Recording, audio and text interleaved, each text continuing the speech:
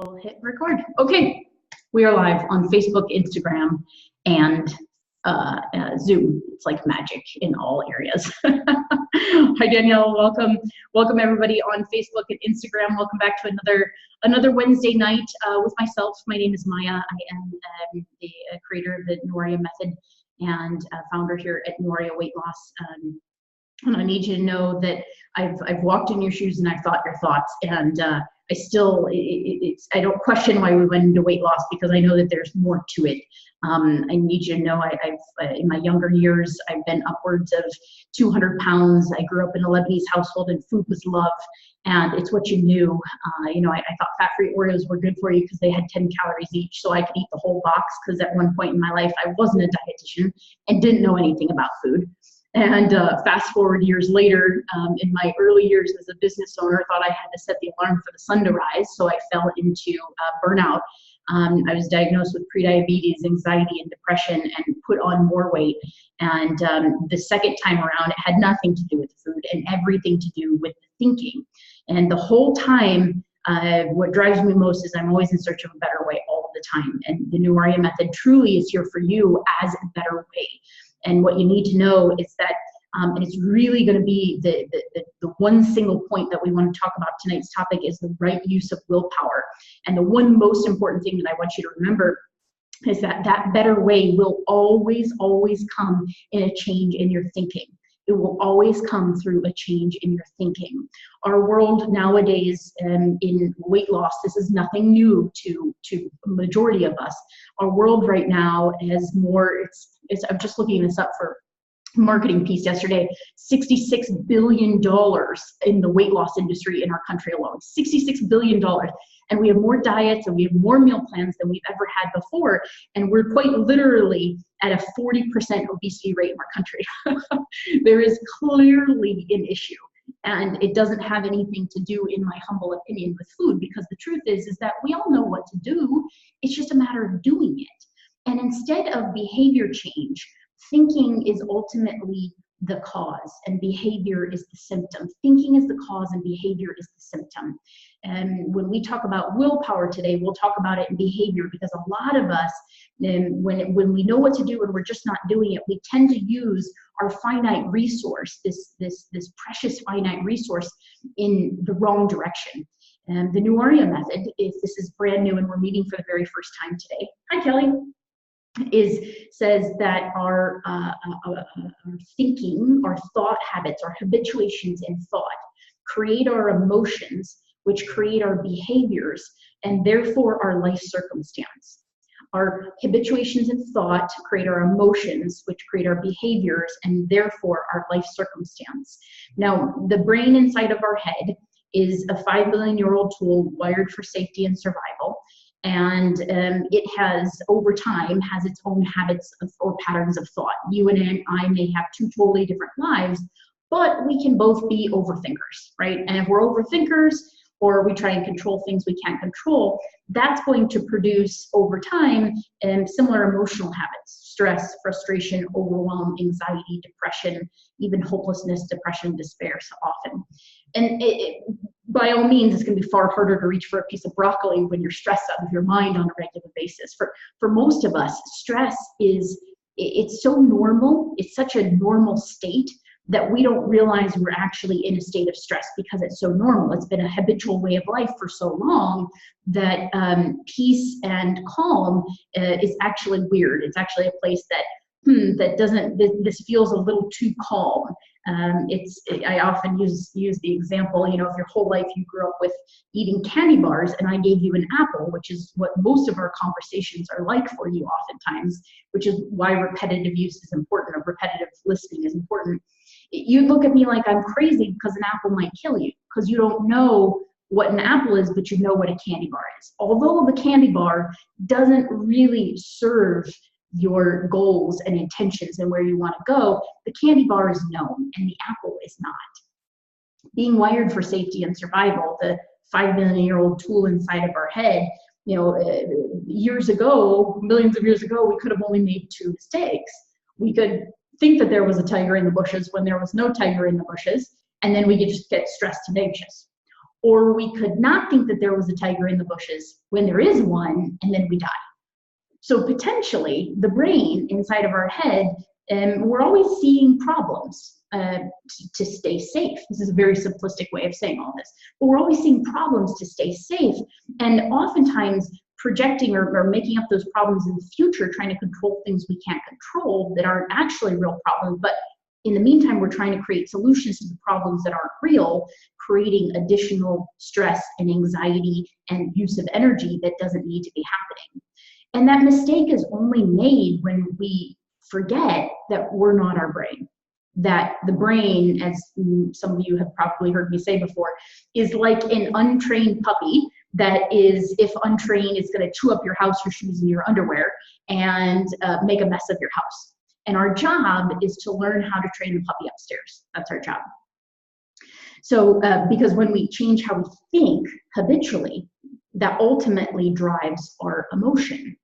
And then, of course, that ultimately drives our behavior. So to the original point, thinking is always the cause, and behavior is merely the symptom.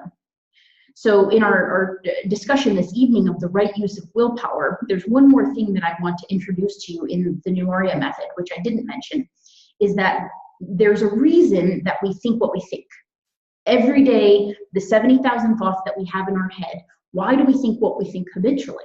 Well, there's something back here, and I always give this disclaimer my whole life, because I don't know why, because it's I'll tell you why, at least from what I think why, is because it's a term that was overused. And years ago when I was first introduced to this work, I always kind of poo-pooed it as like, yeah, I get it. Well, clearly I didn't get it until much later on. Belief, that's the word, belief.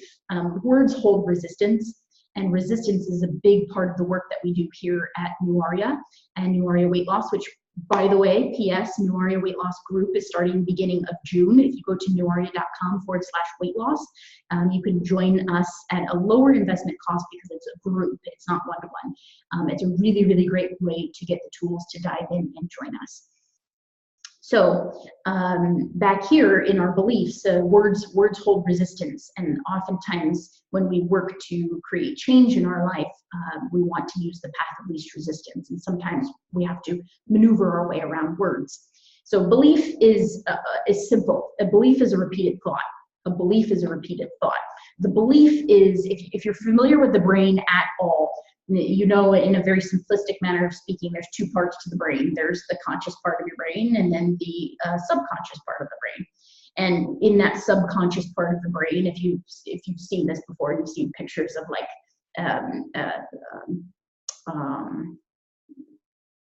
what's the word I'm looking for? It's under the water when there's big icebergs. When there's more ice underneath the water, and you see the iceberg, like the majority of the iceberg is underneath the water, that's like the subconscious brain, and then there's the conscious brain, which just pokes out at the top. And beliefs, or what we believe to be true about ourselves and our world, are belief systems, and they drive our everyday habitual thoughts, like trying to control things I can't control, perfectionism, all or nothing thinking, catastrophic thinking, obsessive thinking, and overthinking. What we believe to be true about our world drives these things, which drives our emotions, behaviors, and life circumstance. And the majority of us just hit if we don't know in the beginning, the majority of us just hit, well, behavior change, behavior change, behavior change. Got to change the behavior, got to change the behavior. What's the matter with me? Why don't I have enough willpower? Maybe I'm not strong enough. Maybe this isn't for me. Maybe I am just a failure. When we just look at behavior change, when the most important component that we do with you, the most important work that we have to do is thinking is the cause. A belief is just a repeated thought, right? You heard a very small portion of my story when I mentioned that I grew up in a Lebanese household and food was love. And when you didn't finish the food on your second or third plate, you got like, you don't love me? You don't like my cooking?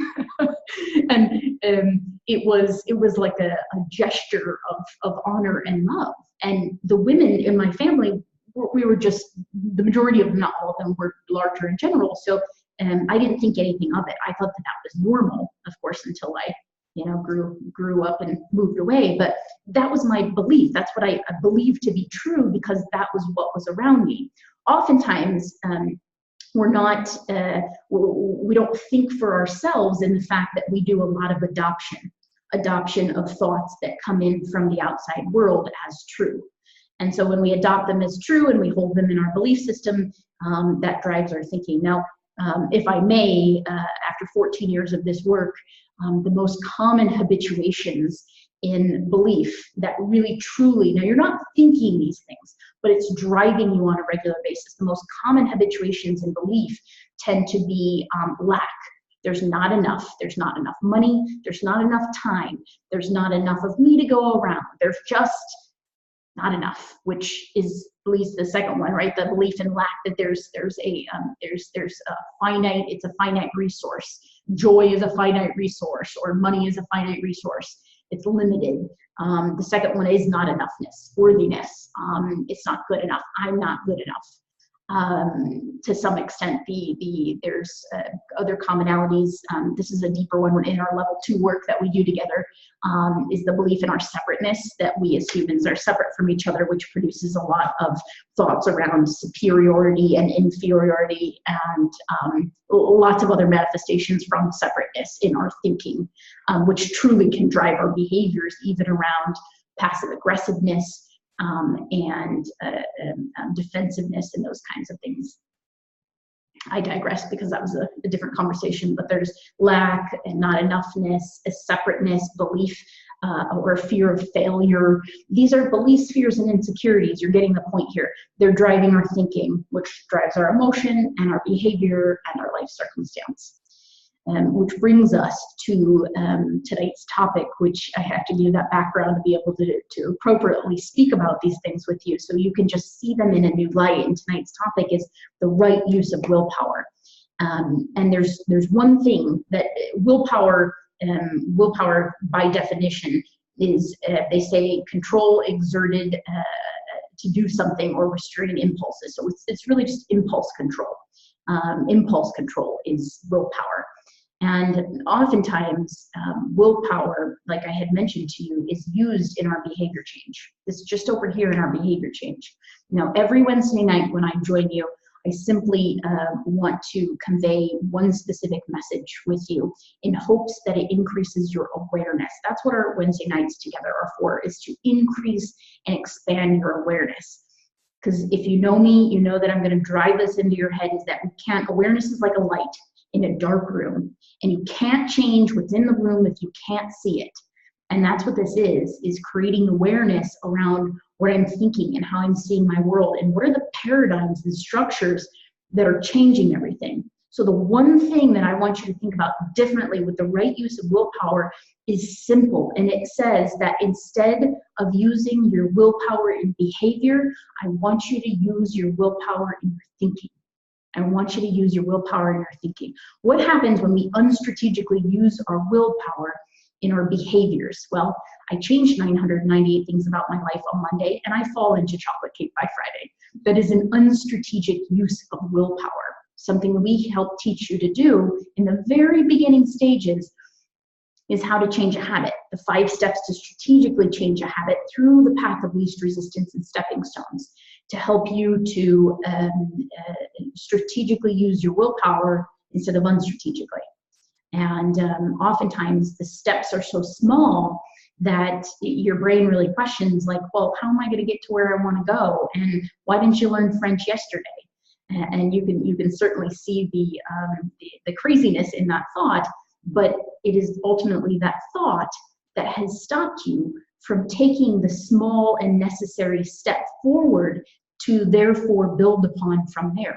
So ultimately it comes back to the thought. So we strategically want to use our willpower here. Now, our thought willpower, what does that mean? What does that mean to our thought willpower? Here's the thing, is that you're busy, like you have a busy life. I don't necessarily like the whole I'm busy. It's less about what I'm choosing to put my time into. But when you choose to put your time into things, then you're busy with what you're putting your time into and investing your time into. And throughout your day, you're making a lot of decisions. You're making a lot of choices. everything from what to eat for breakfast to, should I brush my teeth, which is a habit for you. So it's automatic. You don't have to make a choice in there, although you still are, but it's an automatic choice, a habitual choice, versus maybe problems that you have to solve at work. Those are all thinking. We're having to use our thoughts there.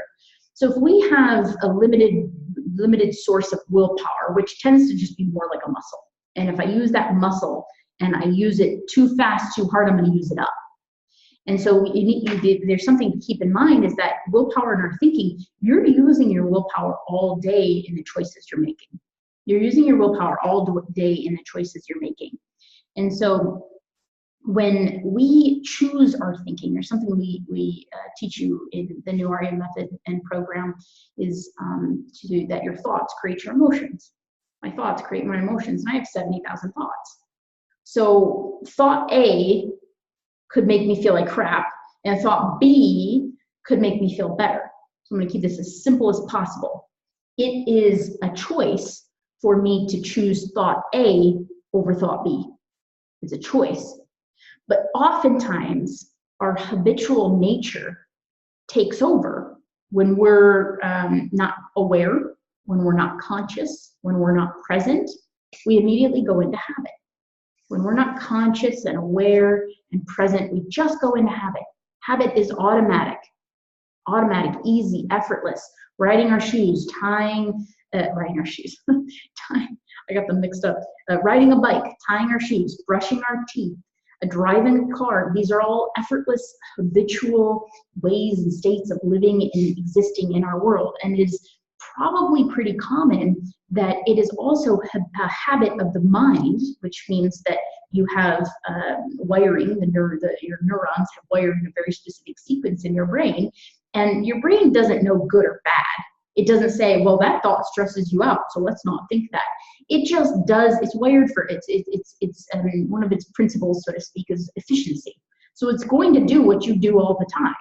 And if you choose thoughts that are habitually like trying to control things you can't control, well, let's just wire that in for him or her because it's easier. So that's going to reduce stress. But again, the body doesn't, or the mind doesn't know if that's good or bad. It's just going to happen.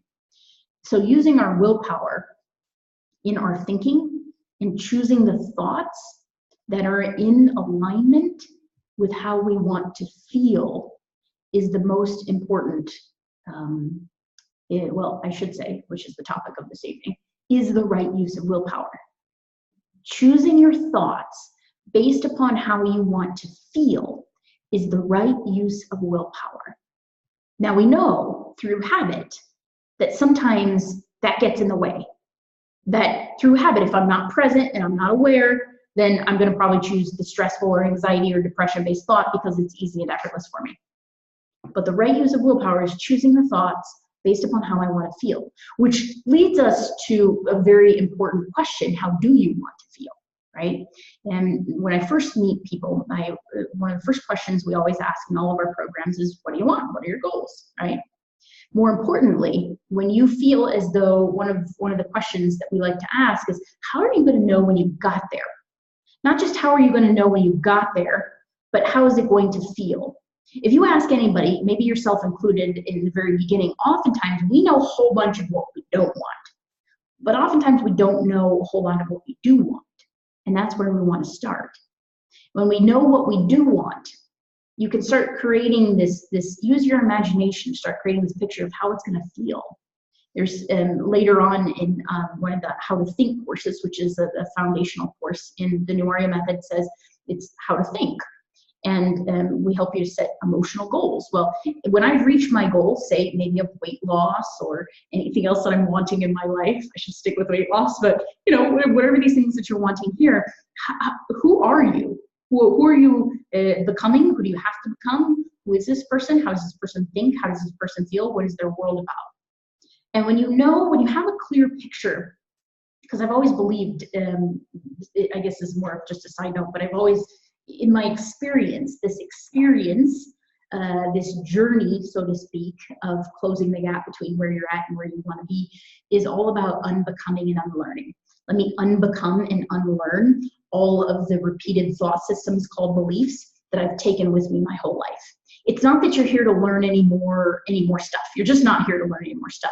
You're here to unlearn and you're here to unbecome, because what remains after the rubble and storms is the truth of who you really are. And that person that you're wanting so badly to be, when you clearly have that picture, it's a North Star. I want you to get that North Star of who you're clearly wanting to be. Now you have a North Star that says, if the right use of willpower is in my thoughts that produce a good feeling emotion or a bad feeling emotion, then I need to choose and be conscious of the better feeling thoughts. That's going to require you to go both ways, to know who I am and where I want to go.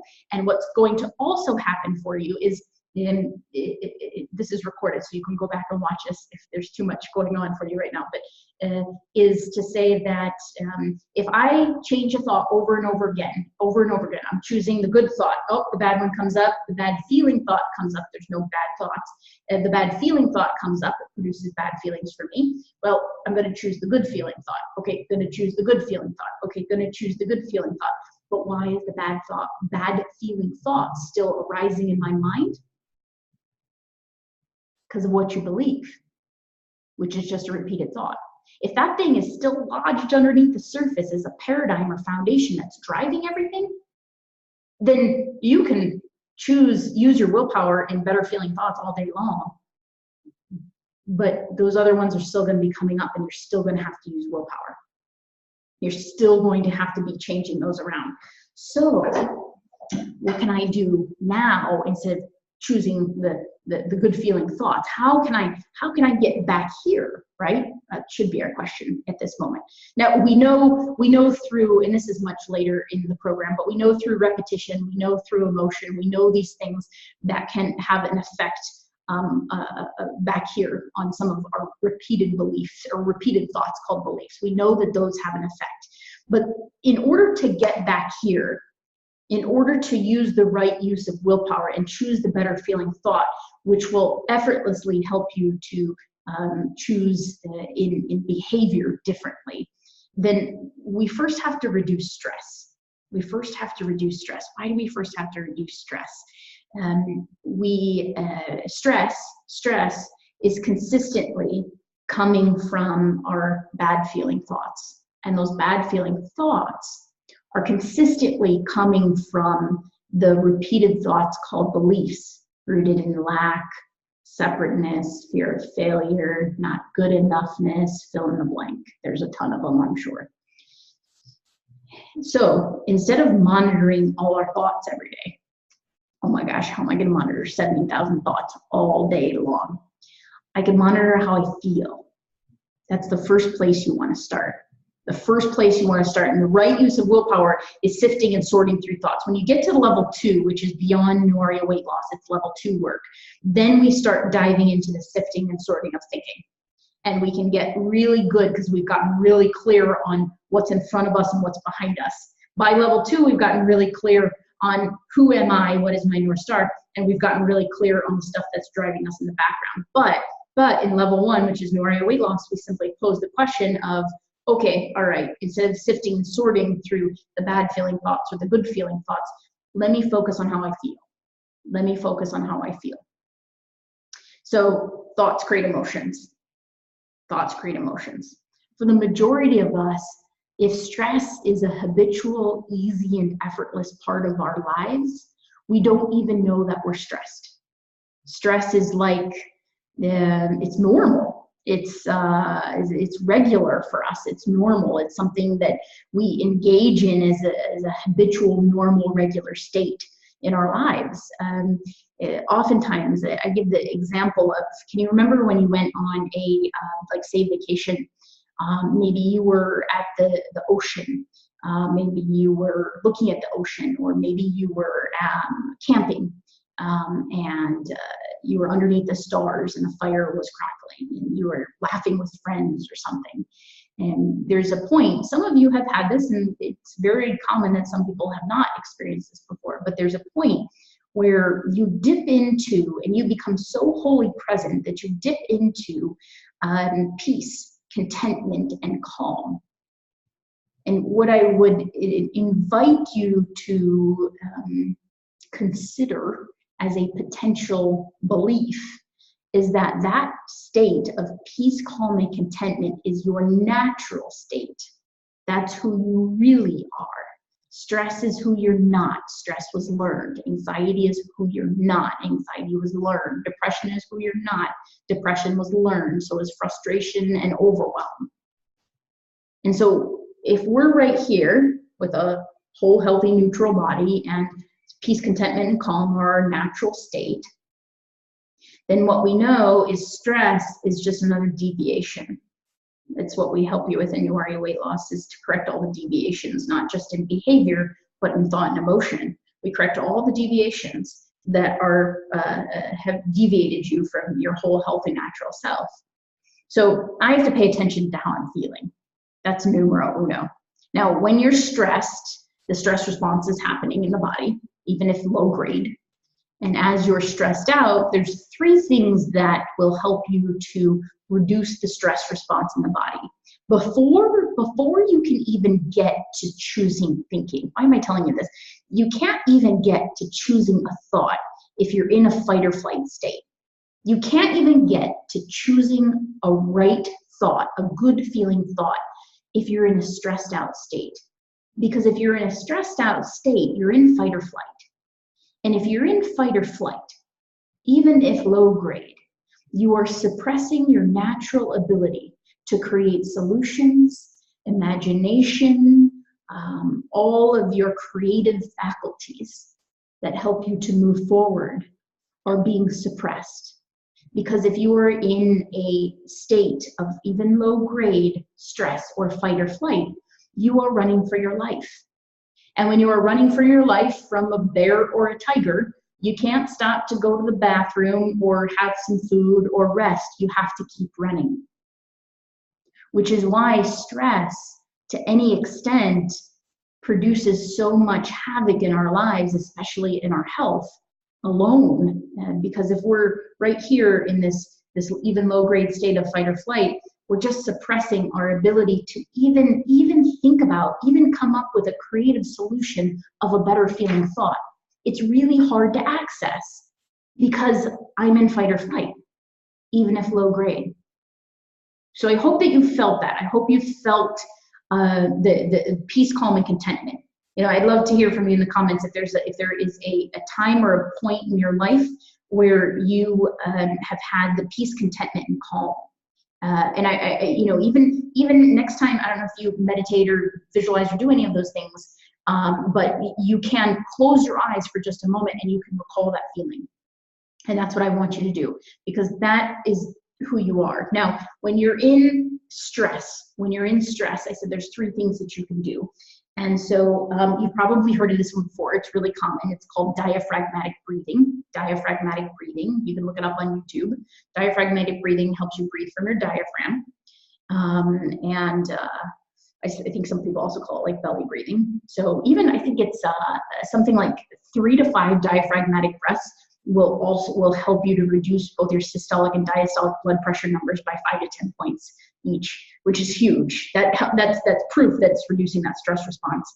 And then a light touch massage. Light touch massage. So have you ever been stressed out and you yourself, or you've seen someone, you put your head down and you just start like rubbing your head, and or you just start like rubbing your shoulders? There's a lot of nerve endings in both of those areas, and it helps to stop the firing. So light touch massage on your head. That's why you've seen those. I don't know if you've ever seen those before. I don't know why it just came into my mind, but there's those little head things that help you do this, right? Those that's kind of designed that way. So there's diaphragmatic breathing. I messed up my hair. Now there's diaphragmatic breathing, light touch massage, and full spectrum light. Full spectrum light. What does that mean? Don't go outside and look at the sun directly. Please don't do that. But like I wear contacts, sometimes glasses, so you can't have your contacts in. You can just put your glasses down, but go outside and sit in the shade. It's totally fine. and just allow the full spectrum of light to come through the eyes. It helps to reset the hypothalamus. It's why sometimes you hear people like, oh, okay, I'm going to go out for a walk. I'm going to do those things. So that's really helpful in that way. So light, the full spectrum light, diaphragmatic breathing, and light touch massage are three initial things that you can do to reduce the stress response. So you can start tapping into your creative faculties, which ultimately are going to help drive you forward. So if you're already a client here at New Aria, and when you get to the How to Think course, part of what I just mentioned is in the thought redirection process. So you'll learn this coming up. It's a tool in your toolbox that you'll practice temporarily, and then as you undo the stress habit, you're undoing the stress response, and then as you undo the stress habit, you won't need this tool anymore, which is cool. Kelly says it's been a long time since you felt that. Yeah. For a lot of people, Kelly, you're not alone. For a lot of people, it's been a long time since you felt peace, contentment, and calm. And I would encourage you, all of you, to recall that moment, to recall that even with closed eye. Even if you haven't felt it for a long time, it's evidence that says, you know, how long have I been in this state? How long have I felt this way?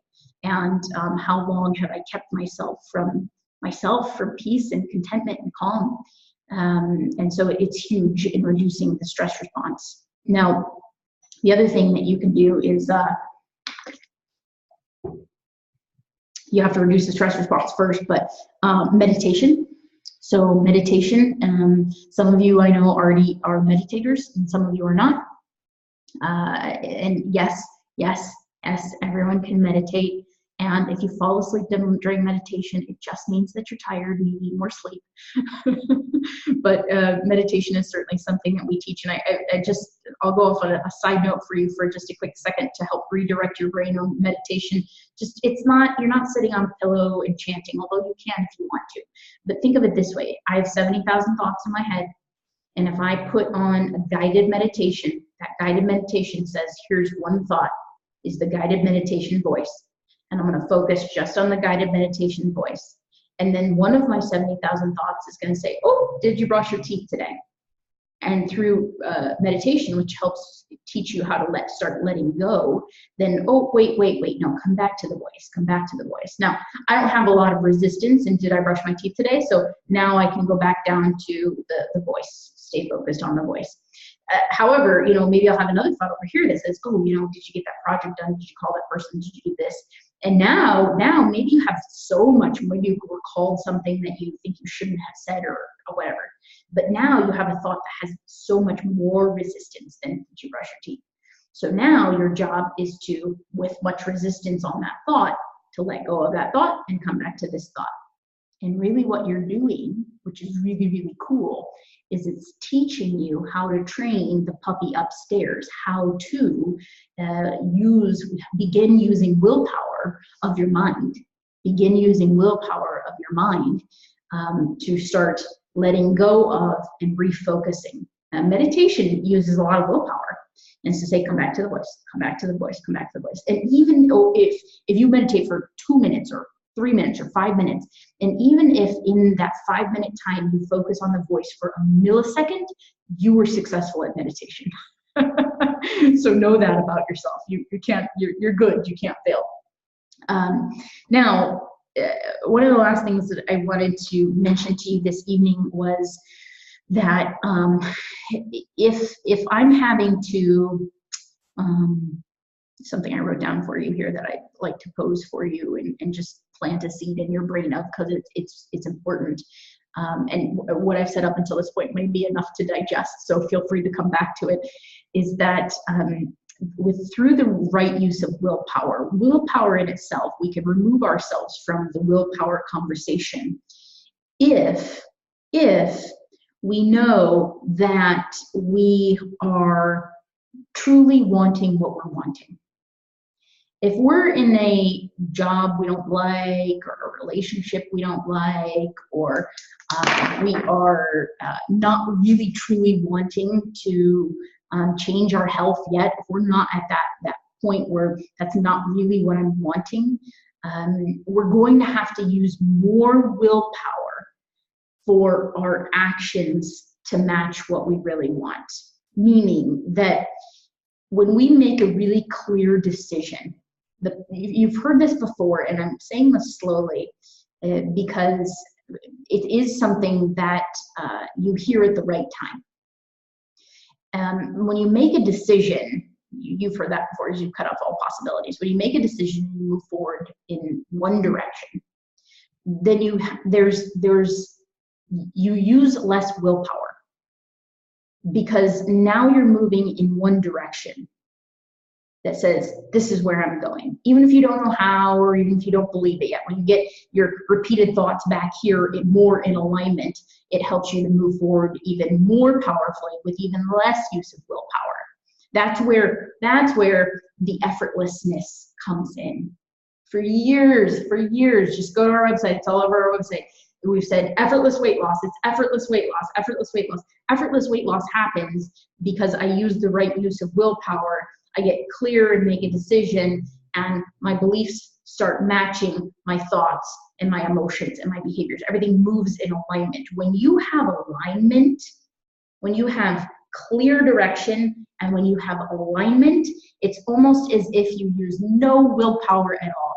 That's when things start to become much more effortless in your life, and you don't necessarily have to tap into willpower, because you've made a clear decision, and what you are believing to be true about yourself and your world matches your thoughts, which matches your emotions, which matches your behaviors, and therefore creates that life circumstance for you. That's where the effortlessness happens. So my last note to you is to say, we don't even have to use willpower when we have a clear definition, a clear decision that we've made, and there is total alignment within the New Area method: belief, thought, emotion, behavior. And the behavior comes from our thinking. It all starts back here. So there were many points. My intention was to give you one point this evening, but there were many points that I have given you this evening. So in the right use of willpower, the moral of the story is this, is that don't waste a limited source of willpower. Some will say that we don't have a limited resource, or that willpower is not a limited resource, but for purposes of conversation today, don't waste your limited use of willpower or source of this on behavior. When we know what to do and we're just not doing it, we want to bang our head against a wall, you are not a failure. You are not strong enough, and you can do this. Our brain just gets in the way, right? You are strong enough. You do have enough willpower. You can do this, even if you failed 998 times before. It's just that you're unstrategically using willpower in the wrong area. Get back to the monkey upstairs, or the untrained puppy upstairs, and start placing your willpower on thoughts that feel better. And something interesting is going to happen when you start doing that. And I've heard this for 14 years. I've heard this. Maya, I'm feeling more peaceful. I'm feeling more at peace. And that scares me.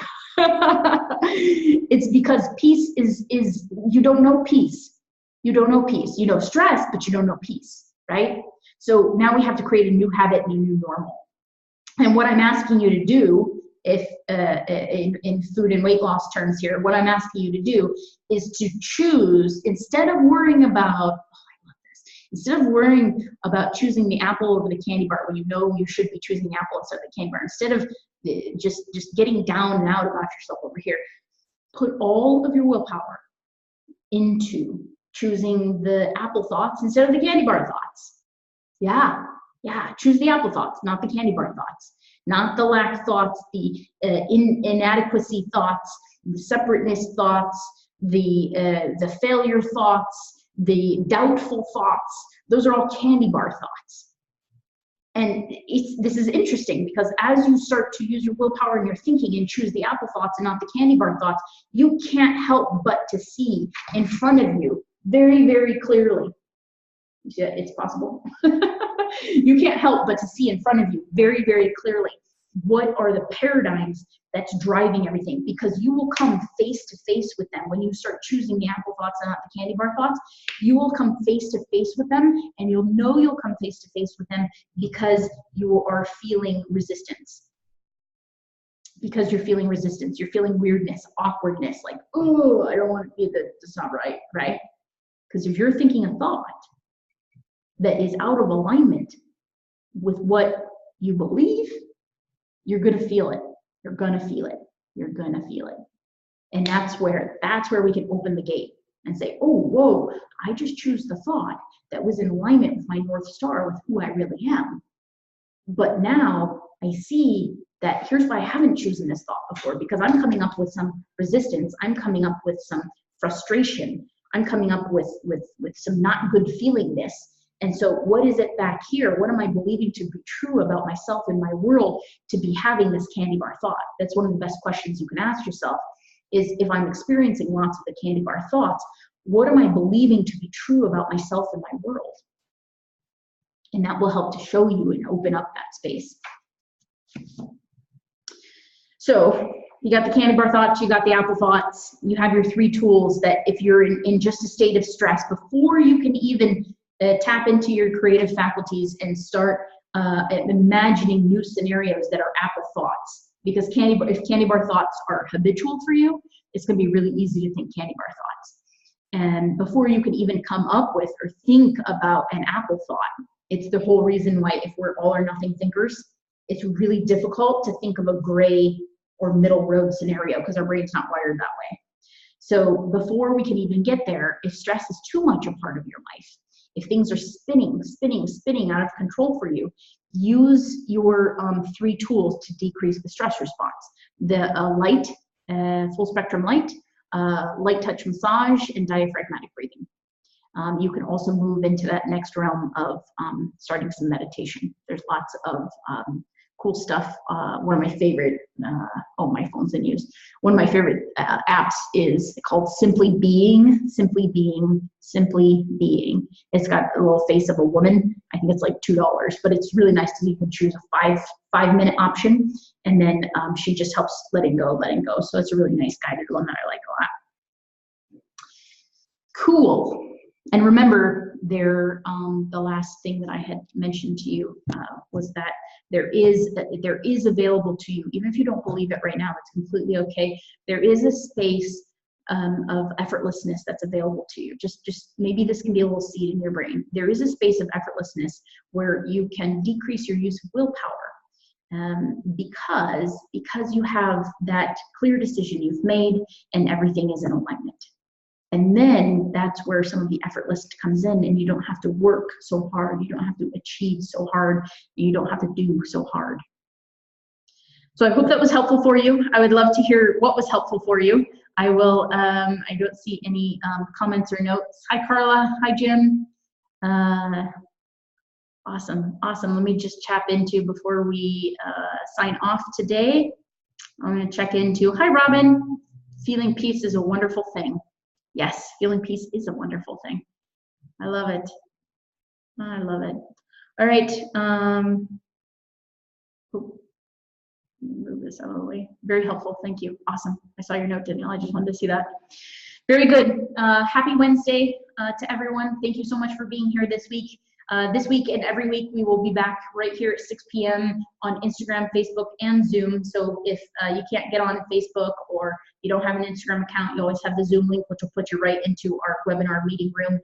You could join me every single Wednesday at 6 p.m. for a brand new topic. And as I mentioned, New Aria Weight Loss, our group is now enrolling.